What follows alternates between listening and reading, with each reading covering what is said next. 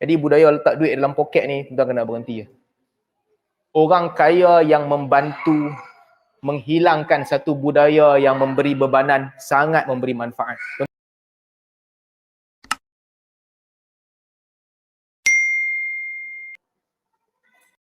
Di tempat kita pula, budaya takziah ni tetap berlaku juga. Kan biasa kalau orang tak sempat nak mai lawat jenazah tu, setelah kematian, orang akan pergi ke rumah orang mati tu untuk ucapkan takziah. Ini juga kena dengan sunnah Nabi SAW.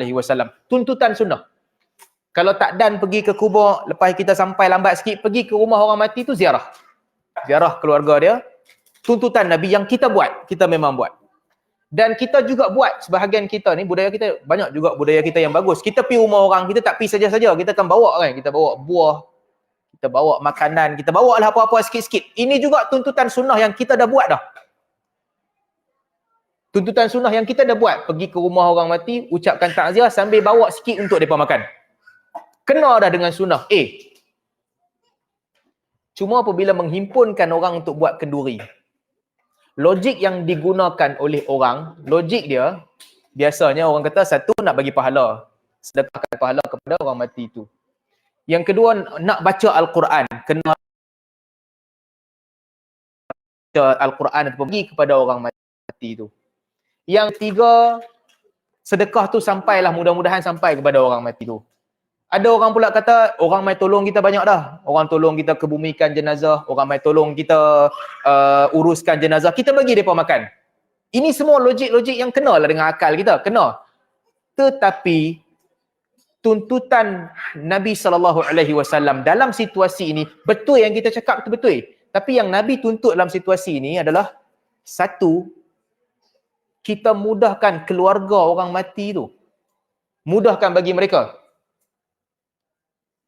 Sebab tu Nabi sebut, sediakan makanan kepada keluarga orang mati. Kerana mereka berada dalam kesulitan. Bagi makanan dekat mereka. Jadi apa yang berlaku? Apabila orang yang baru kematian ni, baca Al-Quran ni, kita kata khilaf lah. Khilaf mazhab sampai ke tak sampai. Kalau surau kampung tu dia pilih untuk dia nak baca Al-Quran. Malam orang mati tu dia nak baca Al-Quran, nak bagi kepada orang mati. Malam ni lepas maghrib kita nak baca tahlil. Arwah ni meninggal dunia, kita nak baca tahlil bagi kepada. Itu okey. Yalah ada khilaf sampai tak sampai. Tapi pada saya itu okey. Kalau itu nak dihidupkan, dia nak baca Al-Quran dan sebagainya kepada orang mati, ini khilaf yang tak ada masalah. Boleh buat. Tapi budaya yang menekan keluarga orang mati tu, orang dah mai baca tahlil takkan tak bagi apa-apa. Bagilah sikit pulut kuning kat depa. Tak, ini menyusahkan orang. Budaya ini untuk orang yang senang tak apa, untuk orang susah. Untuk orang yang susah, mungkin orang akan kata, tak apa, tadi kan orang main ziarah jenazah, orang bubur duit dalam tabung, gunalah duit tabung tu. Duit tabung tu nak bagi senang keluarga orang mati, bukan nak bagi hampa makan. Kalau nak bagi hampa makan, baik tak payah buat dalam tabung. Dia pusing kat situ balik. Masuk juga itu. Jadi, budaya ini kalau dihidupkan, ialah untuk orang yang mampu, dia anggap tak ada apa-apa. Okey, aku mampu. Tapi apabila dia dibudayakan, ini budaya yang menekan sebahagian orang. Bahkan ramai orang tertekan. Dia tertekan. Itu kalau hari kematian.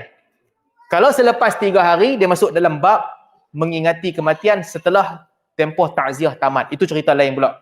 Tapi pada malam awal 1, 2, 3 ni, tuntutan sunnah untuk memudahkan keluarga orang yang mati. Ini tuntutan sunnah dan ini disebutkan oleh Imam Syafi'i rahimahullah. Membenci, berhimpun beramai-ramai untuk mengingati orang yang telah mati. Duit dalam poket untuk orang solat jenazah. Ini budaya yang lagi buruk daripada kenduri arwah. Ini budaya yang tak baik. Sepatutnya budaya ni kena berhenti. Sebab mungkin kita kata tak apalah, kita nak sedekah ke orang. Tuan-tuan, kalau tuan-tuan ada duit kan, tuan-tuan ada duit betul, katakan kita kaya, nak sedekah betul-betul ke orang, sedekah cara lain. Kalau betul-betul ada duit, ada 4,000 ke 5,000, sama ada buat upah haji untuk orang tu yang dah mati, buat sendiri upah haji untuk orang tu yang dah mati, ataupun wakafkan apa-apa atas nama dia. Wakafkan buat masjid ke, ataupun sedekah di atas nama dia. Sedekahlah kain pelikat dekat surau ke, kain telekung dekat masjid ke, apa sahaja. Buat itu atas nama dia. Tapi bila kita hidupkan budaya ini dan orang lain juga buat, orang yang tak boleh macam mana? Orang yang tak mampu. Orang yang tak mampu macam mana? Kalau satu kampung tu semua kematian biasa masuk poket RM5. Semayang jenazah masuk poket RM5. Semayang jenazah masuk poket RM5.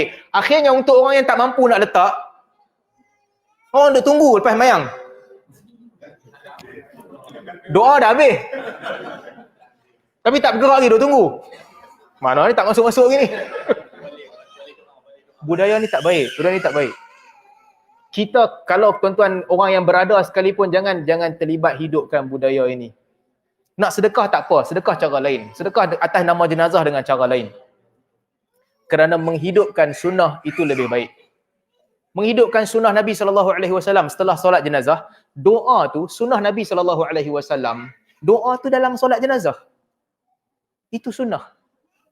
Ini cerita pasal jenazah lah, kita panjangkan sikit. Sunnah, panjangkan. Kalau kita fikir Masjidil Haram sebagai contoh kan, takbir ketiga tu imam akan stay panjang. Sebab itu waktu untuk kita minta syafaat bagi orang mati ni. Fashfa' bi ahsan ma indaka, kata Sa'id bin Musayyib. Bagilah syafaat dengan yang terbaik yang kamu ada. Masa tu ucap yang paling baik yang kamu ada. Ikhlaskan niat, baguskan bacaan, baca doa, minta kepada Allah Subhanahu Wa Taala, Allah ampunkan dia, Allah ringankan siksaan kepada dia, Allah permudahkan urusan dia, Allah teguhkan lisan dia menjawab soalan mungkar dan nakir, Allah ganti dia dengan rumah yang lebih baik, keluarga yang lebih baik, anak-anak yang lebih baik, segala yang lebih baik daripada dunia ni. Allah cuci dosa dia dengan air, dengan salji dan juga dengan ais. Allah cuci. Itu ni dalam solat tu. Kalau tak kerti bahasa Arab macam mana? Adalah khilaf ulama, cuma pada pandangan saya sendiri bahasa lain pun tak apa, dalam jiwa, dalam hati, detikkan doa tu dah cukup. Waktu tu Nabi specify waktu tu. Takbir pertama, alhamdulillah. Takbir kedua, selawat kepada Nabi SAW. Takbir ketiga, fokus doa kepada mayat di depan tu. Tapi apabila kita matikan sunnah, walaupun nampak macam simple, tapi bila kita hilangkan sunnah ni, yang jadi lain pula. Kita bila takbir ketiga, di sebahagian tempat pendek je. Allahumma ighfir lahu warhamhu wa'afihi wa'fu anhu wa'akrim nuzulahu wa wasi' barakatuhu waqsilhu bil ma'i wa thalji wal barq wa naqihi minal khataaya kama yunqqa thabu abyadu minad danas. Allahumma abdilhu daran khairan min dari wa ahlan khairan min ahli wa zawjan khairan min zawji wa adkhilhu jannah wa a'idhu min adzabil qubur min adzabin nar. Yang keempat, Allahu akbar. Betul, Allahumma ighfir lana wa lahu wa li ikhwanil ladzina. Assalamualaikum warahmatullahi. Assalamualaikum warahmatullahi. Kejap je kita sembahyang jenazah. Tapi lepas sembahyang jenazah tu, apa khabar ini mayat? Bagus. Doanya bukan main panjang. Tak kena dengan sunnah Nabi SAW. Saya minta maaf, tapi tak kena dengan sunnah Nabi SAW. Banyakkan tu, masa yang ketiga tu. Kat situ isi banyak-banyak. Kita bila takbir dah habis kita panjangnya doa tu sampai 4 saf kalau semayang, sempat bagi letak duit dalam poket seorang-seorang tu. Daripada first sampai ke belakang. Baru habis. Bukan itu tempat dia. Tempat dia di dalam solat. Ini tentang kematian ni, antara sunnah-sunnah Nabi SAW yang kena diamalkan. Jadi budaya letak duit dalam poket ni, kita kena berhenti. Orang kaya yang membantu menghilangkan satu budaya yang memberi bebanan, sangat memberi manfaat. Tuan-tuan, sebagai orang berada ni kan, kalau orang miskin yang buat, orang kampung nanti kata, dia ni tak ada duit. Kalau orang miskin yang buat. Ramai dah orang mati, semua bagi duit. Tapi tiba-tiba satu keluarga orang miskin tak bagi duit. Orang kampung nanti kata, dia tak ada duitnya pasal ni. Teruk sangat nak bolang poket orang pun tak mampu. Ataupun orang kata, kedekut lah dia ni. Dapat duit banyak dalam tabung tapi tak bagi. Tapi kalau orang yang memang ada duit, dia ada duit. Dan dia kerap bagi makan dekat orang, dia kerap buat kenduri, dia kerap jamu orang. Kalau dia tak buat budaya tu, ini akan menimbulkan terdetik di hati orang. Pasal apa dia tak buat lah? Dia bukan orang miskin. Dia bukan orang kedekut. Tapi pasal apa dia tak letak? Ini mengajarkan orang sunnah baru. Ini bagus, mengajarkan orang sunnah baru. Orang miskin, hantaran kahwin kalau letak 3,000. 3,000 je. 1,000 mas kahwin, 2,000 hantaran. Orang miskin kalau buat begitu, orang kampung nanti kata, tak ada duit tu 3,000 je. Orang miskin macam tu. Tapi kalau orang tu berada, duit dia berjuta-juta. Dia letak 3,000. Mesej dia lain. Bagus dia ni. Dia tak menyusahkan orang. Jadi tuan-tuan yang ada duit ni, tolong hidupkan sunnah-sunnah yang baik. hidupkan sunnah-sunnah, membantu orang, mempermudahkan urusan orang. Dah, ni untuk yang kahwin first. Kahwin first, bukan dia tu. Ni bukan, tak ada kena-mengena. Ni cerita lain. Jadi tuan-tuan yang berada, yang Allah Ta'ala ringankan rezeki, bantu untuk hidupkan sunnah yang baik. Sebab di sebalik kita buat itu, dia memberi kemudahan kepada orang lain. Saya berhenti tekat ni dulu kot dah. 9.30. Ada soalan tak? Ada soalan lagi? Tak.